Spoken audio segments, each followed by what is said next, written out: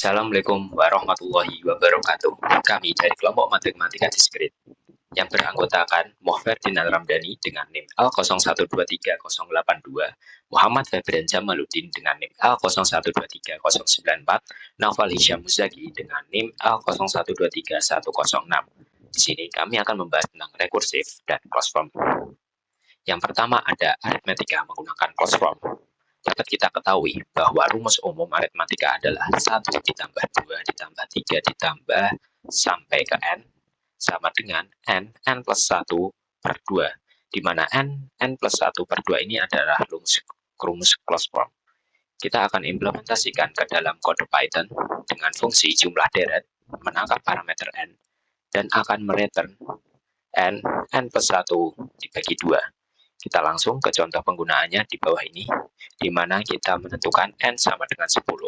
Dan di sini ada variabel result yang menangkap jumlah deret n. N di sini adalah 10 dan akan di-print sebagai outputnya. Dan output yang dihasilkan di sini adalah jumlah semua bilangan bulat dari 1 sampai 10 adalah 55. Dapat kita hitung jika n-nya 10 di sini, kita masukkan ke rumus closed form-nya menjadi 10 dikali 10 ke 1 per 2. Sama dengan 110 dibagi 2, yaitu 55, dan benar hasilnya. Closed form sendiri memiliki kelebihan dan kekurangan. Kelebihan yang pertama adalah efisiensi waktunya, karena memiliki kompleksitas waktu yang konstan, yaitu O1. Yang kedua ada performa tinggi untuk n besar dan memiliki keakurasian yang cukup tinggi, karena fungsi yang diberikan cukup simpel. Yang selanjutnya ada kekurangan. Yang pertama adalah keterbatasan pemahaman matematis, karena tidak semua orang paham dan tahu rumus tentang aritmatika ini. Yang kedua ada fleksibilitas, karena tidak bisa digunakan untuk semua tipe deret atau urutan yang lebih kompleks lagi. Selanjutnya kita akan membahas tentang aritmetika rekursif, di mana kita akan mengimplementasikan ke dalam kode Python dengan menamai sebagai fungsi jumlah deret aritmatika yang menangkap parameter n, di mana jika n sama dengan 0 maka akan mereturn 0, di mana hal tersebut merupakan base case-nya. Kalau tidak, kita akan mereturn n ditambah jumlah deret aritmatika n-1. Hal ini merupakan penggunaan rekursifnya. Kita langsung saja ke pengimplementasiannya, di mana kita menentukan bahwa n sama dengan 6 dan kita mendeklarasikan variabel jumlah, di mana akan menangkap nilai dari jumlah deret aritmatika n, di mana n ini sendiri merupakan 6 dan akan di-print sebagai outputnya. Jika kita mengerun program ini, kita akan mendapatkan output sebagai berikut, yaitu jumlah dari 1 sampai 6 adalah 21. Jika kita bedah lagi algoritma yang kita gunakan, yaitu algoritma rekursif, maka kita akan jabarkan sebagai berikut. Jumlah 6 suku pertama sama dengan jumlah deret aritmetika 6. Kita masukin 6 ditambah jumlah deret aritmetika 6 min 1, yaitu 5. Kita ulang sampai jumlah deret aritmetika menampung parameter 0, di mana 0 tadi merupakan base case-nya. Kita dapatkan bahwa 6 tambah 5 tambah 4 tambah 3 tambah 2 tambah 1 tambah 0 sendiri, yaitu 21. Selanjutnya kita akan membahas tentang kelebihan dan kekurangan rekursif. Yang pertama adalah kelebihan. Kelebihan pertama yaitu sederhana dan mudah dipahami, karena kode dalam rekursif ini merupakan kode yang sederhana dan mudah dipahami dalam konteks rekursif ini, di mana kita akan mereturn n ditambah rekursif itu sendiri, yaitu jumlah deret aritmatika yang menampung parameter n-1, yang merupakan hal yang sederhana dan mudah dipahami. Yang kedua adalah struktur yang deklaratif, karena dapat diimplementasikan algoritma secara langsung sesuai dengan definisi matematisnya, yaitu n ditambah jumlah deret aritmatika n-1. Yang selanjutnya ada kekurangan. Yang pertama adalah kinerja dan efisiensi. Di rekursif ini kurang efisien karena Setiap pemanggilan rekursif akan menambah overhead dalam bentuk penumpukan dan pemulihan konteks rekursif itu sendiri, yang dapat menyebabkan peningkatan waktu eksekusi dan penggunaan memori yang lebih banyak. Ini hanya 6 suku pertama dan sudah memakan banyak line. Bagaimana jika n-nya akan lebih besar gitu. Yang kedua ada keterbatasan pada kedalaman rekursi atau Stack Overflow. Biasanya pada bahasa pemrograman akan memiliki kedalaman batasan yang tertentu yang dinilai aman. Sehingga jika n ini semakin besar, maka dapat menyebabkan Stack Overflow atau error. Yang ketiga ada kesulitan dalam pemecahan masalah besar. Rekursif mungkin kurang cocok untuk masalah yang membutuhkan perhitungan besar atau untuk optimisasi performa yang ketat. Baik, selanjutnya kita akan membahas Enchuska dengan solusi rekursif. Sebelum itu, apa sih Enchuska itu? Enchuska atau kombinasi adalah konsep dalam matematika yang digunakan untuk menghitung jumlah cara memilih K objek dari N objek tanpa memperhatikan urutan. Nah, di sini terdapat kode kode fungsi rekursif yang mengambil dua input. Jika K sama dengan 0 atau K sama dengan N, itu akan mengembalikan 1. 1 ini maksudnya itu terdapat satu kombinasi ketika K sama dengan 0 atau K sama dengan N. Setelah itu kita akan mengembalikan secara rekursif dengan inputnya itu N-nya dikurangi 1. Setelah itu K-nya dikurangi 1 ditambah input N-1 dengan K-nya tidak diapa-apain. Ya. Setelah itu kenapa kok N sama dengan K atau K sama dengan 0? Kita ketahui bahwa rumus rumus kombinasi ini itu N faktorial dibagi K faktorial di dalam kurung N min K faktorial. Nah, coba kita pertama menginputkan ketika K sama dengan 0.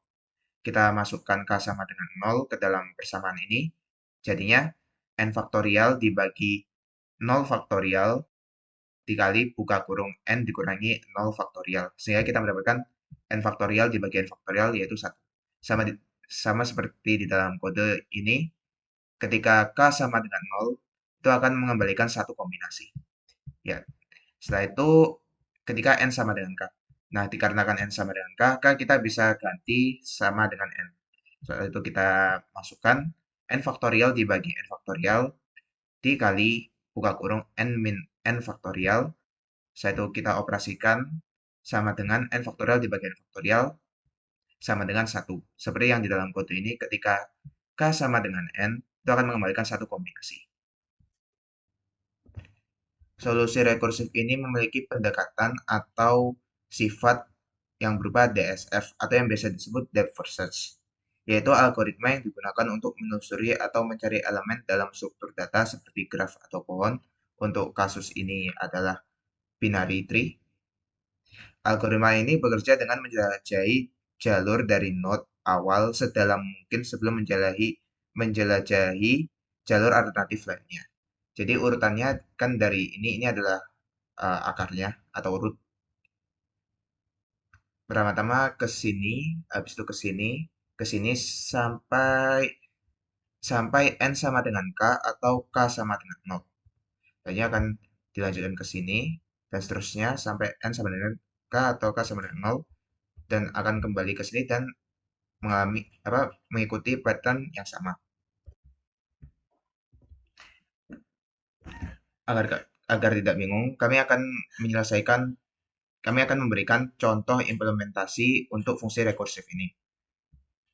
Kita memiliki things atau objek sebanyak 4 dengan k atau size atau ukuran dengan jumlah 3. Kita akan menghitung banyak kombinasi dengan fungsi rekursif ini. Ini kita sudah di VS Code. Ini fungsinya saya ubah dikit agar bisa lebih dicerna saat outputnya keluar.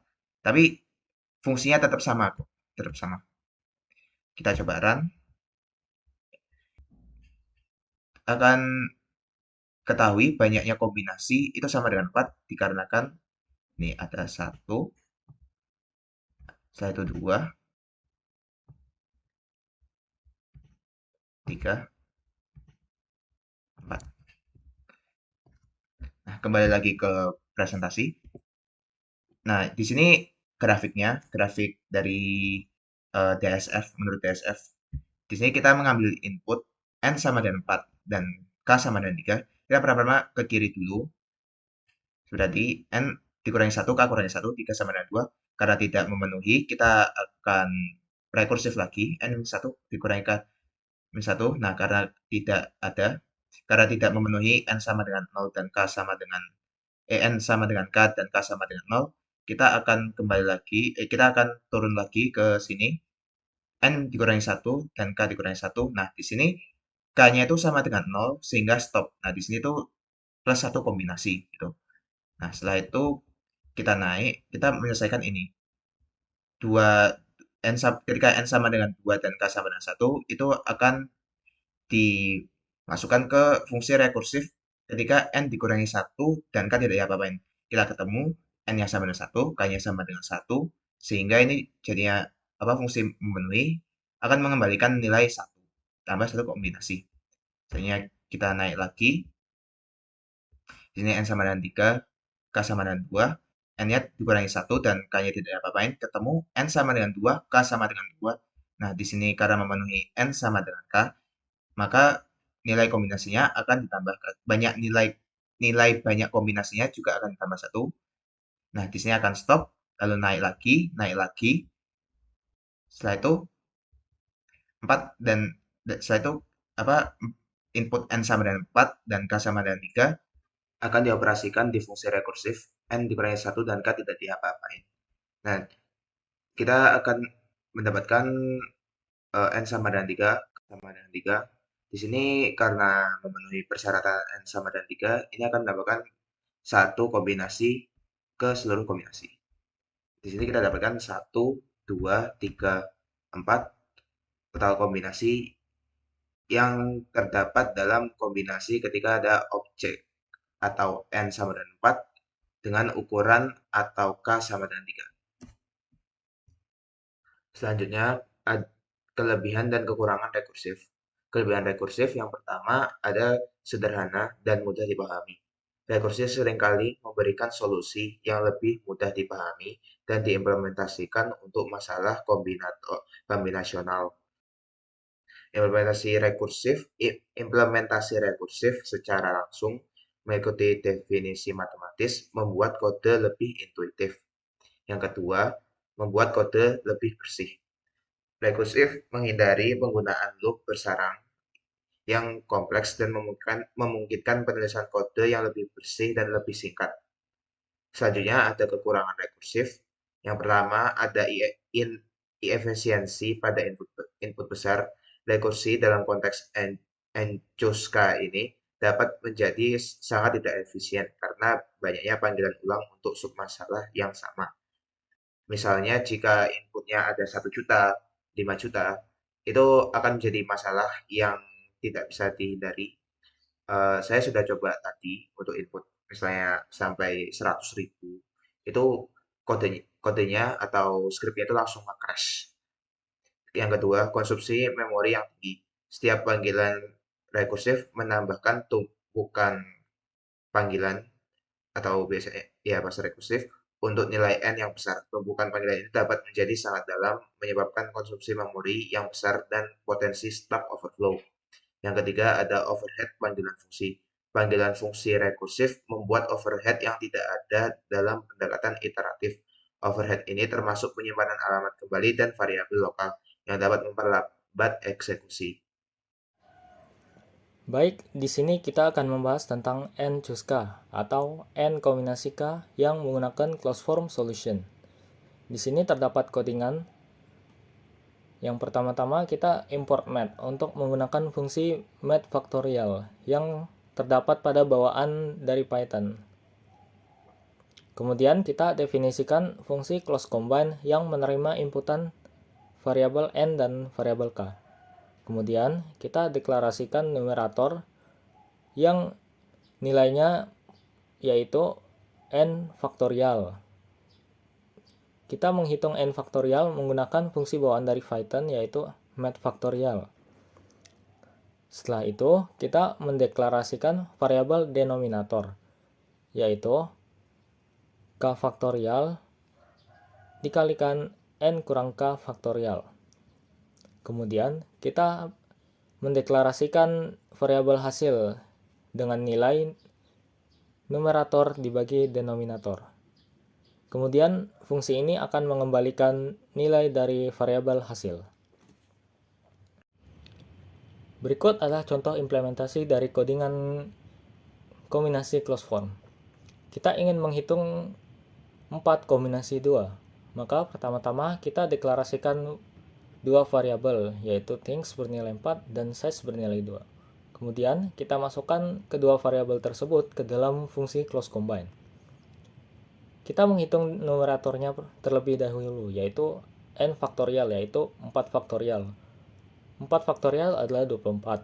Kemudian kita hitung denominatornya, yaitu k faktorial dikali n kurang k faktorial. 2 faktorial dikali 2 faktorial sama dengan 4. Kemudian kita menghitung hasilnya, yaitu numerator dibagi denominator, yaitu 24 dibagi 4 sama dengan 6. Kemudian kita kembalikan isi dari variabel hasil, yaitu bernilai 6. Berikut adalah kelebihan dan kekurangan dari fungsi kombinasi yang menggunakan closed form. Yang pertama, sangat efisien untuk nilai n dan k yang besar. Yang kedua, tidak ada panggilan rekursif. Dan yang ketiga yaitu skalabilitas yang baik, karena hanya memiliki kompleksitas O, n. Kekurangannya yaitu yang pertama, keterbatasan dalam komputasi faktorial. Dan yang kedua, keterbatasan pada ukuran nilai n dan k yang dapat dihitung, karena batas maksimum tipe data yang digunakan.